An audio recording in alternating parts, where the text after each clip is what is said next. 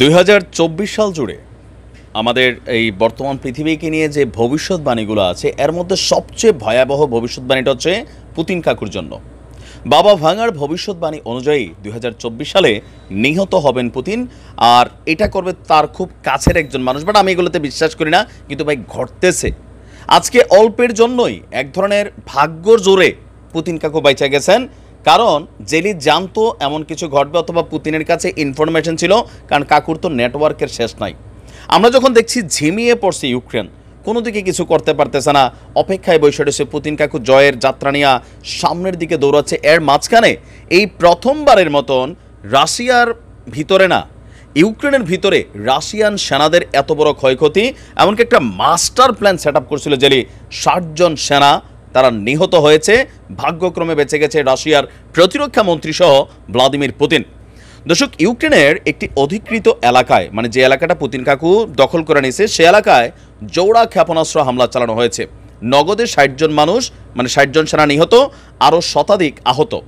আপনার বিবিসির এক প্রতিবেদনে এই চাঞ্চল্যকর রিপোর্টে বলা হয়েছে, ইউক্রেনের নিরাপত্তা সূত্রের বরাত দিয়ে বলা হয়েছে, ডনেস্ক শহরে রুশ নিয়ন্ত্রিত অঞ্চলে এই ক্ষেপণাস্ত্র হামলা হয়েছে। রুশ সামরিক বাহিনীর শীর্ষ কর্মকর্তারা ওই অঞ্চলে পৌঁছানোর কথা ছিল। এজন্য সেইখানকার একটি প্রশিক্ষণ শিবিরে এই রাশিয়ার সেনারা জড়ো হয়েছিলেন। ভিডিও ফুটেজে দেখা গেছে প্রশিক্ষণ শিবিরের ভেতর অনেকের মরদেহ ছড়িয়ে ছিটিয়ে পড়েছে। প্রেসিডেন্ট পুতিনের সঙ্গে প্রতিরক্ষা মন্ত্রী সের্গেই শুইগুর সাক্ষাতের কয়েক ঘন্টা আগে এই হামলা হয়েছে। যদিও হামলার বিষয়ে ইউক্রেন এখনও কোনো মন্তব্য করেনি।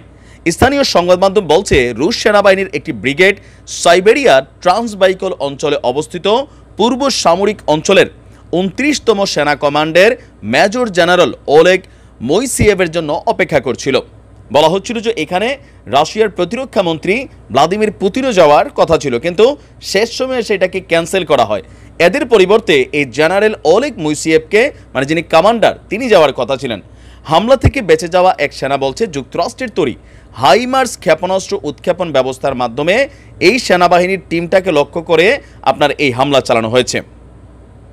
সামাজিক যোগাযোগ মাধ্যমে যে ভিডিও আছে সেখানে দেখা যায় যে হামলায় আহত সেনারা কাতরাচ্ছেন। আর কি বলা হচ্ছে, বিবিসির বক্তব্য হচ্ছে যে এই নিয়ে রাশিয়া কোনো মন্তব্য করেনি। এখন এরকম যখন বড় বড় ঘটনা হয়, বেসিক্যালি রাশিয়া কোনো মন্তব্য করে না, আবার ইউক্রেনও কোনো মন্তব্য করছে না। কারণটা কি? কারণ আছে। এই ধরনের ঘটনাগুলোতে জানে যে রাশিয়ার রিয়াকশনটা কি হবে। তবে এই ঘটনার পর প্রেসিডেন্ট পুতিন জরুরি বৈঠকে বসেছিলেন আর্মির যারা ঊর্ধ্বতন কর্মকর্তা আছেন তাদের সাথে। প্রতিরক্ষা মন্ত্রী, আপনার যুদ্ধমন্ত্রী যারাই আছেন তাদেরকে নিয়ে স্পেশাল মিটিংয়ে পুতিন বলছে, সামনের দিকে অভিযান আরও জোরদার এবং ভয়ঙ্কর করা হবে। রাশিয়ার সেনাদের নিরাপত্তার খাতিরে যে কোনো ধরনের ব্যবস্থা নেওয়ার জন্য ঘোষণা দিয়েছেন ভ্লাদিমির পুতিন। তবে আমরা অ্যাজ ইউজুয়াল 2 বছর পূর্তিতে যেটা দেখতেছি, মোটামুটি আর পরশুদিন আসতে 2 বছর হতে যাচ্ছে, এই লম্বা সময়ের মধ্যে জেলি যদি ইট মারে, পুতিন কাকু পুরা কিন্তু ইট ভাটা তুইলা মারে। তো দেখা যাক এই ঘটনার রিয়াকশন রাশিয়া কিভাবে দেয়। আর পুতিন কাকুর একটু সাবধানে থাকা দরকার। হ্যাঁ, যে কোনো জায়গাটা যাওয়া আসার দরকার নাই, মানে সিকিউরলি বাসায় অবস্থান করা দরকার। ভালো থাকুন, আসসালামু আলাইকুম।